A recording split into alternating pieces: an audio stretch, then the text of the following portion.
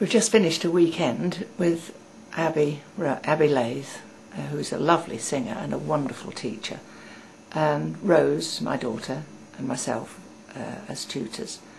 And they're very nice weekends. I'm really getting so that I fully appreciate the pleasure and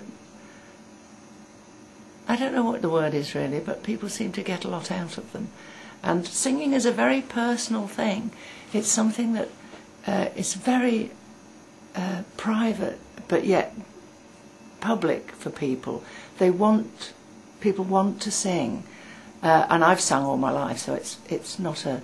Although I did lose my voice for a while, and I have to say it was the most frightening thing in many ways, because I'd always expressed myself through song, and I did find it very disturbing, and fought like cat and dog to get my voice back.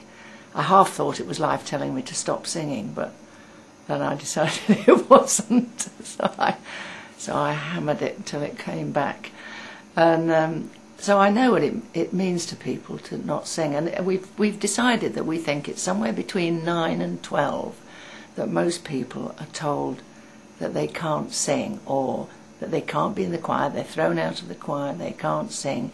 They sing like a bullfrog, and it's either sometimes it's their parents, which is a very bizarre thing, but parents sometimes are disturbed by children's activities, and so it could be a teacher, it could be your peers, but somebody says you're useless at this, and that's it. You never go there again. Funnily enough, I was recently at a festival, Beautiful Days, and I was just hanging around in a tent, and generally hanging around the festival. And I went, and in this tent they were suddenly going to go and do bingo karaoke. Now, I'm not very keen on bingo, and I'm not that fussed about karaoke, and I was headed for the door, and then I thought, well, give it a chance, do something different, do something you don't do, And so I turned round, went back, sat down, and sat at a table with some other people, and we got talking. And so we did this bingo, and me and the other girl, Kathy, got the lines out at the same time, and we both sort of didn't know whether to actually own up to having got the lines or whether to pretend we hadn't. But we said, all right, I said, I'll go up if you go up. And so that's what we did. So the pair of us went up, and I was much more scared of doing that than I would be of doing a gig to 5,000 people. It was very strange, and mainly because I didn't know what key it was going to be in. I was on unsure ground. But anyway, I thought, right, what, in for a penny. And then they gave us this great book of songs, and it was like, I don't know any of these songs, but I knew all of them. You know what I mean? That kind of thing where you know it, but you don't know that you could sing it, especially up in front of people for the first time. So I thought, and I looked through and I found one that I know, which was Crying in the Rain. And so I said to Kathy, did she know it? And she sort of muttered something, but she said, I don't sing, but I'll dance, or I'll join in or something. So eventually it came up. We got on stage. It was in the lowest key ever, so I started off singing the harmony, but since nobody ever knows the Everly Brothers tune because the harmony's so close anyway, I don't think anybody really noticed. Eventually I found the tune. It was so low, it was ridiculous, and I just thought it sounded absolute rubbish, because to me it just was garbage, and behind me was Kathy, and I think she was crying actually, and doing some sort of dance. But anyway, so I thought, oh, thank goodness that's over, and we wandered back to our table. Then and then there were a few other people doing the karaoke who'd won the lines, and next thing I know, there's some clapometer thing going on, and they're voting. And I thought, oh no.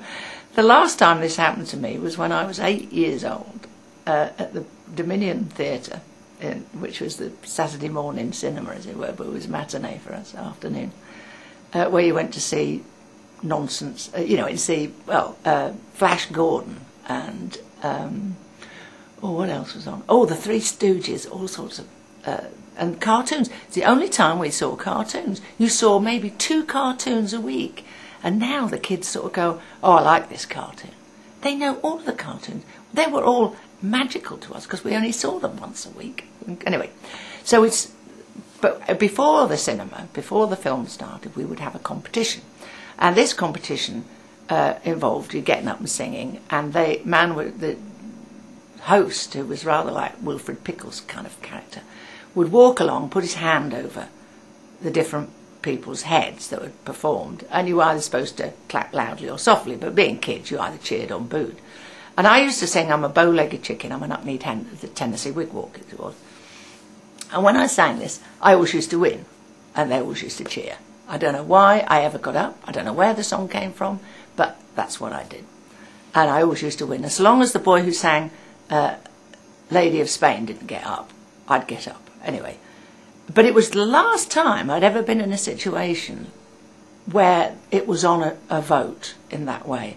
And I have to say, I found it absolutely appalling.